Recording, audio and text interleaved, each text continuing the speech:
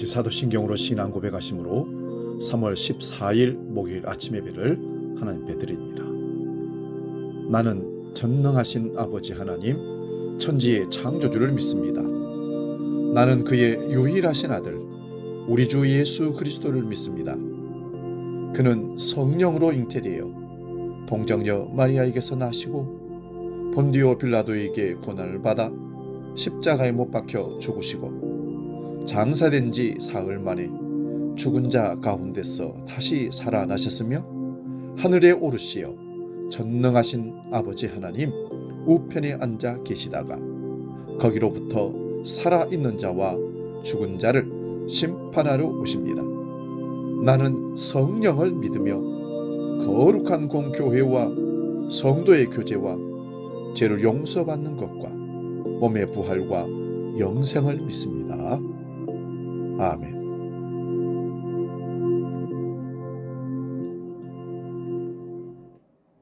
찬송가 94장 주 예수보다 귀한 것 없네 함께 찬송합니다.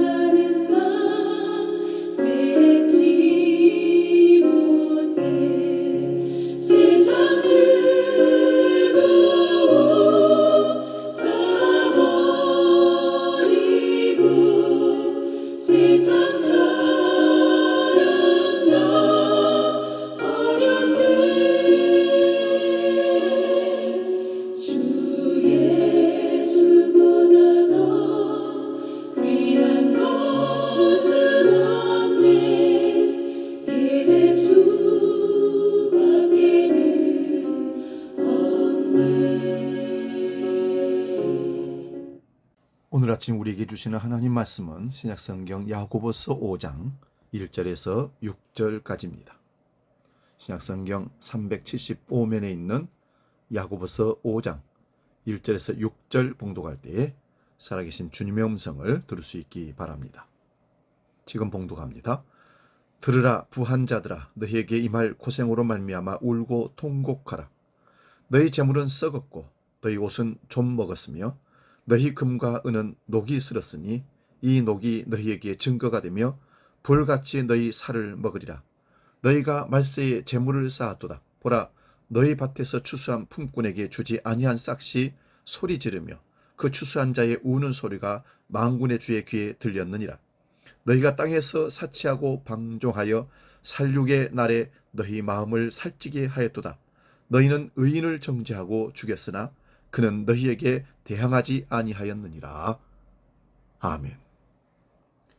오늘 봉독한 말씀으로 진짜 소중한 것을 붙들기, 이런 제목으로 말씀 상고하면서 은혜를 나눕니다. 진짜 소중한 것 붙들기. 비정상이 정상처럼 여겨지고 정상이 오히려 낯설게 여겨지는 세상을 우리는 사실 살아갑니다. 우리는 자신도 모르는 사이에 세상의 가치관을 따라 살아가게 됩니다. 물론 길들여지기를 거부하는 사람도 있습니다. 그들은 세상 물정 모르는 사람 취급받거나 질시의 대상이 되기도 합니다. 사람들은 좋은 게 좋은 거지라는 논리로 자기 행위를 정당화하기도 합니다.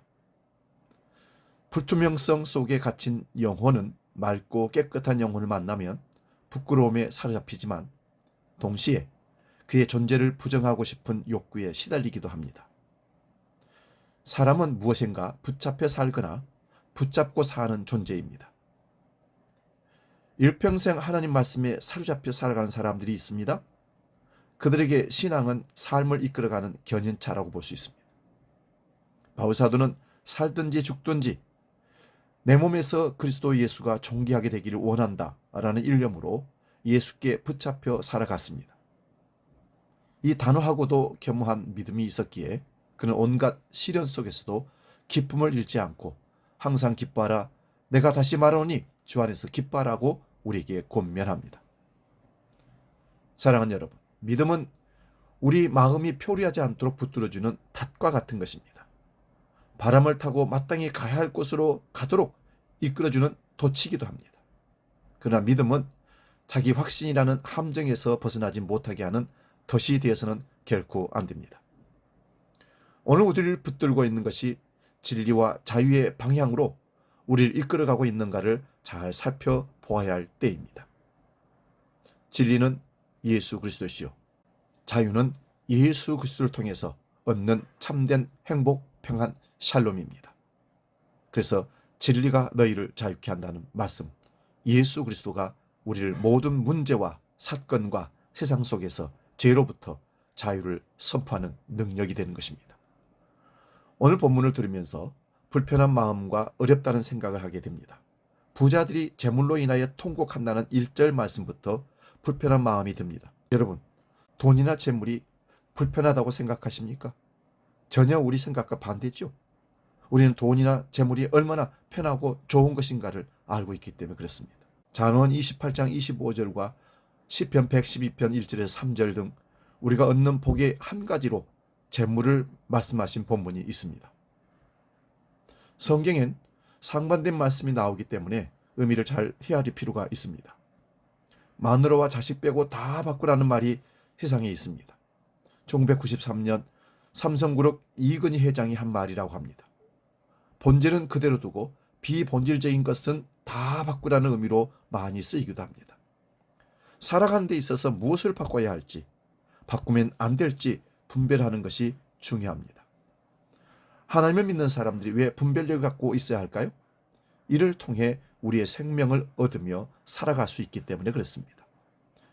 구약성경 열왕기상 3장에서 솔로몬은 이스라엘의 왕이 된 후 화려한 보좌에 앉아있는 사람을 다스리는 즐거움 대신 하나님께 일천 번제를 드리고 나아갔습니다. 하나님은 그 소원을 그에게 묻습니다.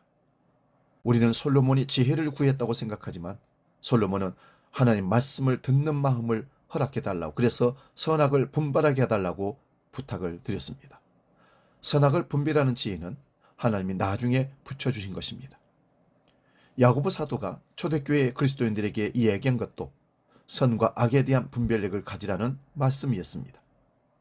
재물이 악하다는 것이 아니라, 재물이 우리에게 생명을 주는 것이 아니라 가변적인 존재라는 사실을 말하고 있는 것입니다.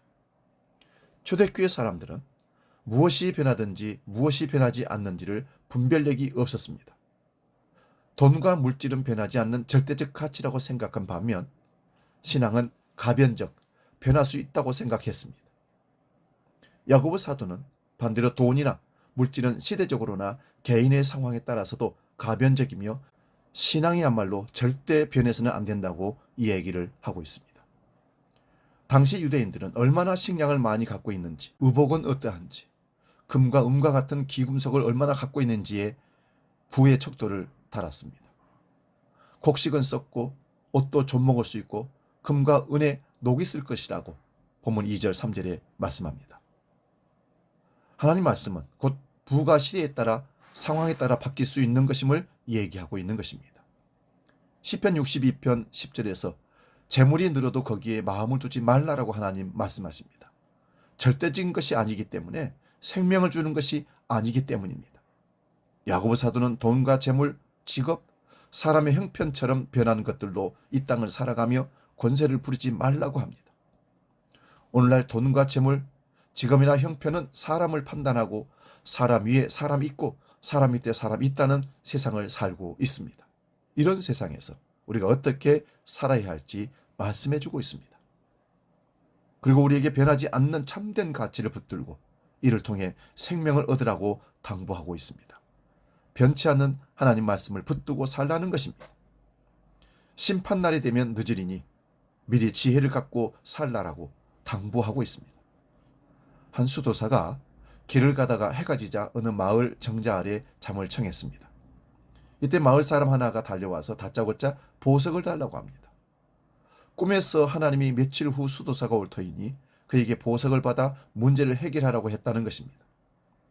수도사는 이틀 전에 숲에서 주워놓은 것인데 이거를 말하는 것이냐며 금강석을 그에게 주었습니다. 마을 사람이 깜짝 놀라 받아들이고는 집에 와서 밤새 잠을 못 이룹니다. 그래서 그는 새벽같이 다시 일어나 수도사를 찾아가서 말을 합니다. 이렇게 큰 보석을 아무렇지 않게 내어줄 수 있는 수도사님 마음에 있는 더 큰 보석을 나는 갖고 싶습니다. 이렇게 말을 했다는 것입니다. 여러분 마음속에는 보석을 선뜻 내어줄 수 있는 참된 보석이 있습니까?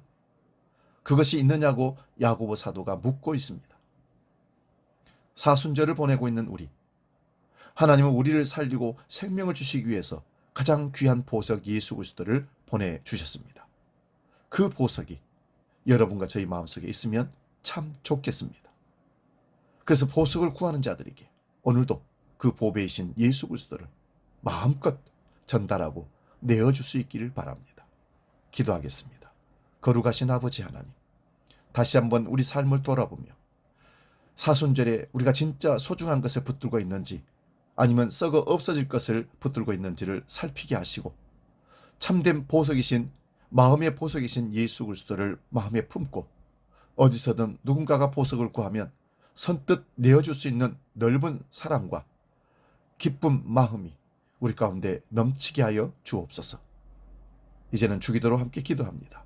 하늘에 계신 우리 아버지, 아버지의 이름을 거룩하게 하시며 아버지의 나라가 오게 하시며 아버지의 뜻이 하늘에서와 같이 땅에서도 이루어지게 하소서.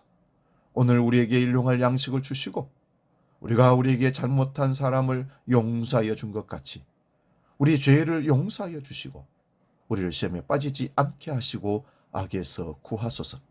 나라와 권능과 영광이 영원히 아버지의 것입니다. 아멘.